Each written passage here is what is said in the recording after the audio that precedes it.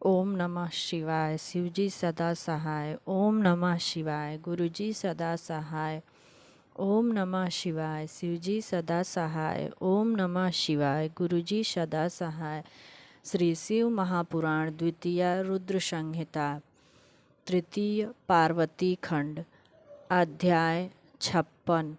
हिमालय के गृह से शिव पार्वती की विदाई तथा ब्राह्मणों द्वारा संबोधन।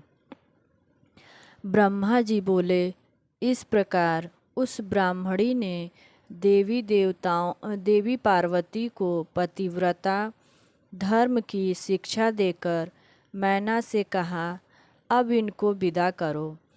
तब बहुत अच्छा कहकर मैना प्रेम के वशीभूत हो गई। फिर धैर्य धारण कर पार्वती को बुलाया। विरह से व्याकुल हो उन्हें बारंबार पकड़कर उच्च स्वर से रोने लगी।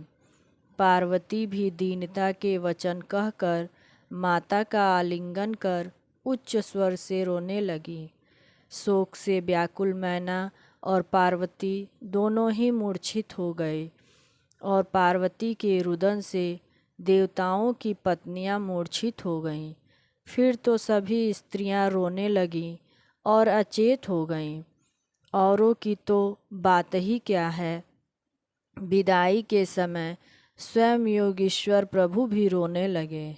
उस समय अपने सब पुत्रों और ब्राह्मणों सहित हिमालय वहां आए और पार्वती को गोद में लेकर कहा, जाती हो।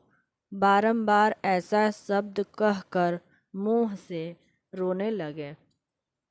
तब उनको इस प्रकार अधीर रोते देखकर बहुत से ब्राह्मणों सहित उनके परम ज्ञानी पुरोहित ने आकर कृपापूर्वक अध्यात्म का उपदेश देना आरंभ किया और बहुत समझाया। पार्वती ने बड़ी भक्ति से माता पिता और गुरु को प्रणाम किया और वह लोकाचार से बारंबार रुदन करने लगी। पार्वती के रुदन को देख उनके माता पिता और भाई बड़े ही व्याकुल हो गए। अन्य स्त्रियां, भ्राता और पिता भी प्रेमबद्ध हो बारंबार रोने लगे। तब ब्राह्मणों ने आकर सबको आदर समझाया और कहा कि अब यात्रा की सुखद लग्न टल रही है, देर मत करो। फिर तो हिमालय ने धैर्य धारण कर मैना को समझाकर पालकी मंगा उस पर पार्वती को चढ़ा दिया तथा माता पिता और ब्राह्मणों ने आशीर्वाद दिए। पार्वती ने माता पिता तथा अन्य द्विजों पुरोहित और उनकी स्त्रियों को नमस्कार कर प्रस्थान किया। प्रेमवश हिमालय बहुत दूर तक साथ साथ चले और वहां तक चले गए जहां सब देवता ठहरे थे।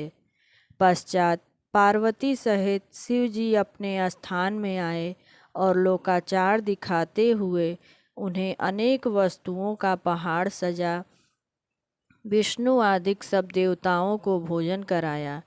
भोजन कर सब देवताओं ने शिव जी की स्तुति की, उनकी परिक्रमा तथा विवाह की बड़ी प्रशंसा की और पुनः सब अपने अपने स्थान को गए।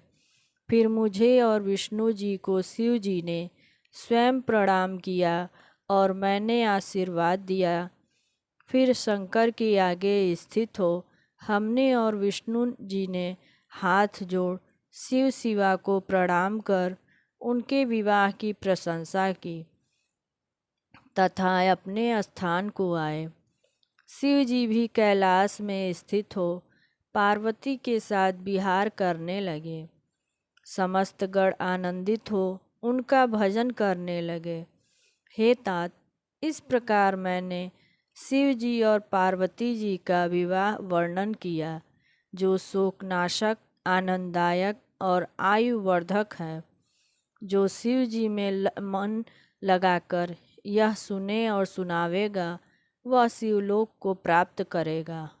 वह आख्यान परम अद्भुत और मंगलकारी है।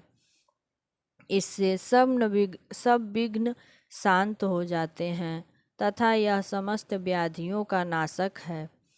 इस व्याख्यान से यश की प्राप्ति होती है और यह स्वर्ग तथा आयु का देने वाला, पुत्र और पौत्रों को बढ़ाने वाला, कामदायक और भुक्ति मुक्ति प्रदायक है। इससे अल्प मृत्यु नहीं होती तथा यह महान शांति और कल्याण का दाता है।